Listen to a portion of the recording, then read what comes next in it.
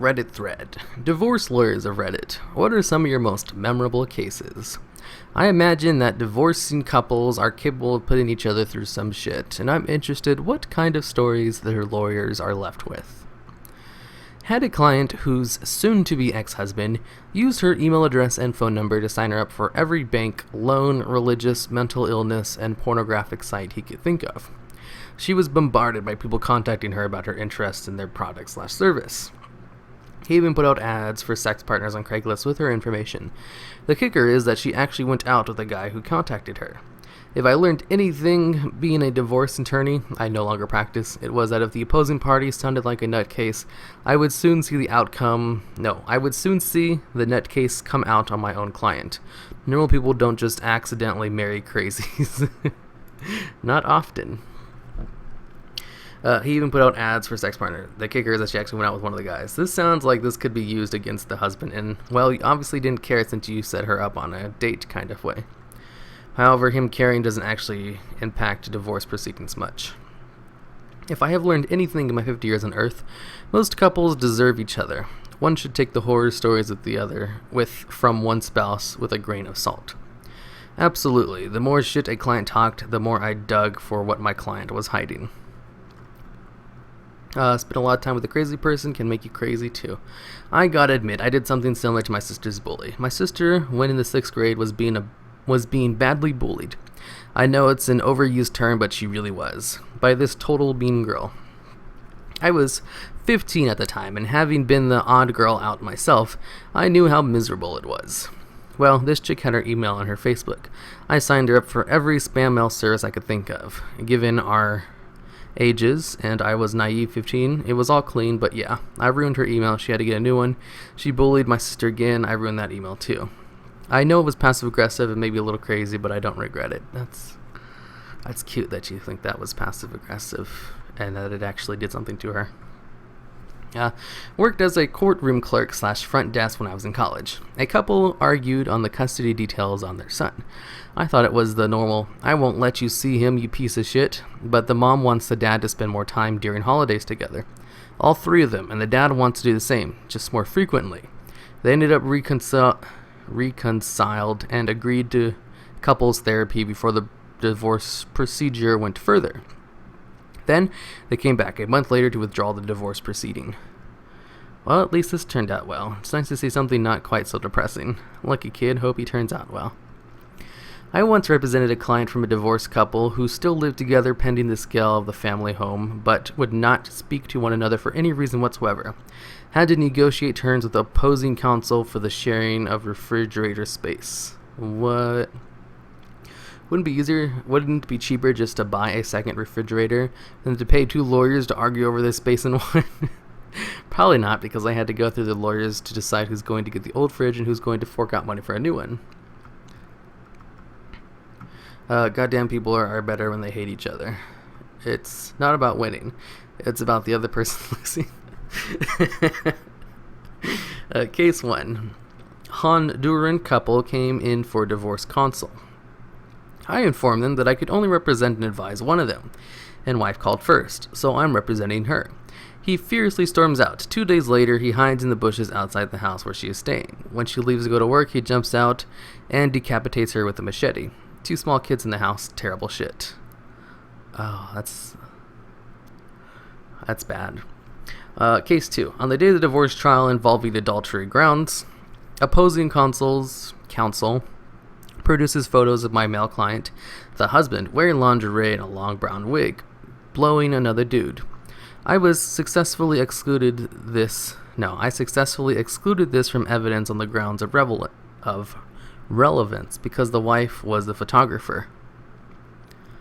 What? Case 1 takes head. Case 2 gives head. The universe loves balance. Shit, you must be good. Guess the husband couldn't let her get ahead at any cost. Holy shit, was not expecting a decapitation. No one expects the Honduran decapitation. Okay, no decapitation jokes. I wouldn't recommend it, but one of the best ways to stick it to your ex and skip most of all the fallout is to die during the legal battle. What? In this case, the couple orally was declared divorce, but before the official paperwork is finalized, the husband dies. So what does the court do? Well, it takes the court 2 years to sort out how this should be handled, and then the court says that the divorce proceeding must continue with somebody to represent the husband's interest. So now the wife has to divide everything 50-50 with the dead man. If he had died 2 weeks sooner, she would have avoided years of court hearings, thousands in legal fees, and kept everything for herself. Wow. You can bet the late ex-husband's lawyer is going to milk the fuck out of that case. Lawyer here, that would be really weird. You'd be taking instructions from the executor, assuming the guy had a will, and the executor would just be trying to get as much money as possible, but knows he'd have to pay you or of the estate too. Unless the executor knew and hated the wife, then he might just be vindictive. Had a husband and wife go toe-to-toe over an ashtray that got into Vegas at some point. Neither smoked, strangely enough. Spent nearly $5,000 for me and another attorney to duke it out in court over the silly thing. Prior to proceedings, I explained that the cost would be to argue over something silly like this, and that he could give me $2,500 and I would fly to Vegas for the weekend and get him an identical one instead. He said he didn't care about the cost because he intended to smash on the courthouse steps in front of her if he won. He won, and he followed through with the smashing. He laughed and said the look on her face was worth much more than $2,500.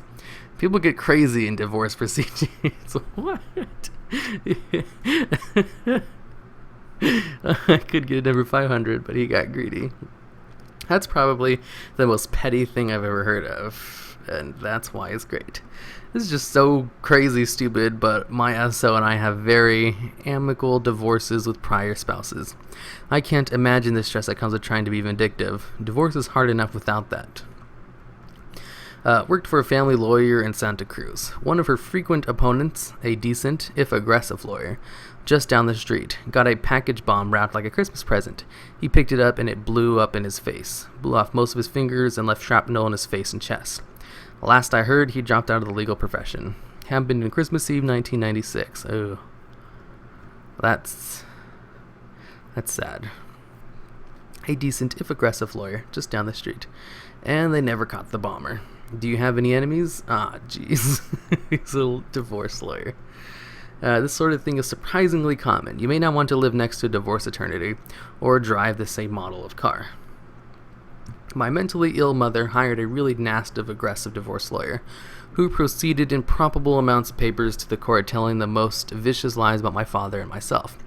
Imagine, you're an 11-year-old kid and you have to go to a psychiatrist to have a full battery of tests to prove that you are sane because your mother's lawyers had just told the court that you are severely mentally ill and violent. Think about how you're going to feel about your mom after that.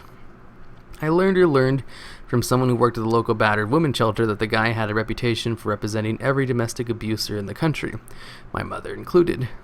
Dad and I could see easily that the guy must be ringing up a hell of a legal bill for her, and I tried to warn her that perhaps she should keep an eye on her legal bill and make sure the lawyer isn't performing services that aren't helpful to her, but she didn't listen and flew into a rage. After the divorce, the lawyer sent her a bill for over $100K, and she flipped out, but then, being mentally ill, seemingly forgot about it. A couple years later, out of the blue, she informed me that she was going to murder her lawyer and my uncle. I called my uncle and warned him, but unfortunately, he didn't believe me. A few years after that, she actually did murder my uncle. I've always felt sad that he didn't start with her lawyer instead. At least she was angry at her lawyer over something related to reality. She merely imagined that my uncle had wronged her. I worked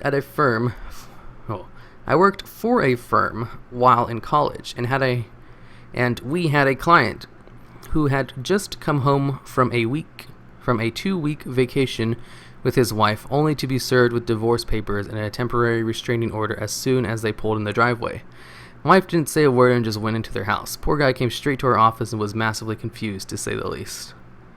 Wait, what? I worked for a law firm. We had a client who had just come home from a 2-week vacation with his wife, only to be served divorce papers and a temporary restraining order as soon as they pulled into the driveway. Why was she divorcing him? Not sure. The husband was completely blindsided. Only worked there over the summer, so I don't know how it all turned out.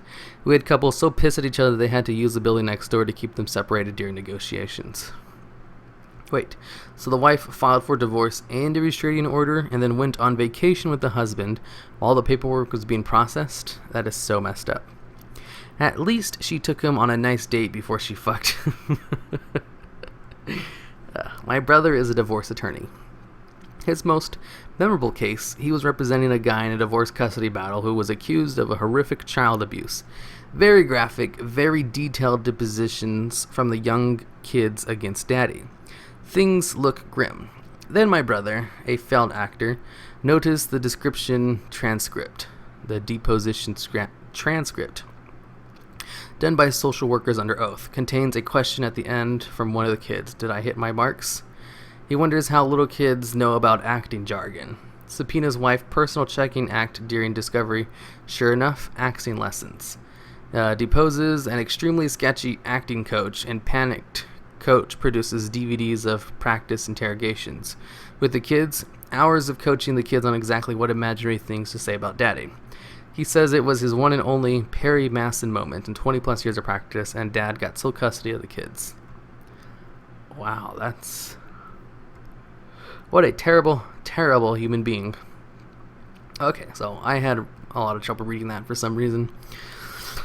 My tongue got all tied. Basically, the kids were talking about some terrible things that daddy had done to them, and then asking if they hit their marks at the end, and it turns out they had been coached into saying those things about their dad. If this is true, it is even scarier that the father has an eternal debt towards your brother. My first trial. My client was being sued for a divorce on grounds of habitual, cruel, and inhuman treatment. Her husband alleged that she grabbed his dick really hard and hurt it. He alleged it was on purpose. I had to cross-examine him about it. What? Now, Miss So-and-so, can you show me how you grabbed his penis? And once more for the jury. And one more time for the judge. Almost done. One more for the defense.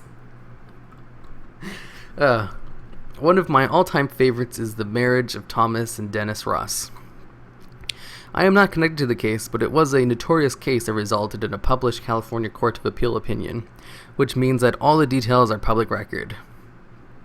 Dennis Rossi, won $1.3 million as part of a group of co-workers who joined a lottery pool together. 11 days later, she filed for divorce and moved out.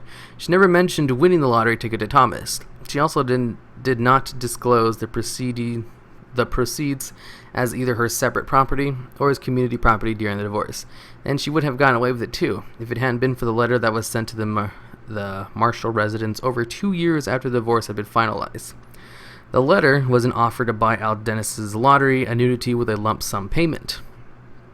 Thomas had promptly lawyered up, and the family court was awarded 100% of the prize proceedings to Thomas. For the legally curious, please understand that California is a community property state, which means, among other things, that all earnings during marriage are community property that is owned equally by both spouses. Anything obtained using community property funds, like a lottery ticket, is also community property. There are also heavy penalties for violating disclosure requirements that come along with divorce in California family law matters. You must disclose all of your assets to the other side, even if there is no question that some of the assets are your separate property. In any case where a party to a divorce fraudulently conceal a community property asset, as with Rossi's, it is mandatory under Family Code Section 1100 for the court to award 100% of the assets to the other party, and the other penalties can also be applied. For the legally nerdy, okay, that was a lot of legal jargon. Basically, if you hide money from your spouse after a divorce and they find out about it, they can take all of it. And she hid her lottery winnings and lost all of it because he found out about it. Thank you for including the site. You went the extra mile. Not really, but thanks. I expect synopsis on my desk by 8 a.m. tomorrow. Okay, I think that's enough for this one. No, actually, I kind of want to read this one now that I see it. The Beanie Bay divorce. The Beanie Baby divorce has to be up there. Context. November 5th, 1999, Las Vegas, Nevada. U.S. Attorney Frank Totti looks over appeals to his client Frances Mountain, sorts out Beanie Babies with her ex-husband Harold Mountain in Judge Gerald's Hardcastle's family courtroom in Las Vegas, number 5. November 5th. The couple, who were divorced 4 months ago, were ordered to divide up the collection valued at $2,500 to $5,000, but were unable to do so by themselves. The collection was ordered separated on the court floor and divided up one by one under the supervision of family court judge Hardcastle. Maple the Bear was first to go. Cost of Maple Bear today on Amazon, $7.90. Okay, that's hilarious.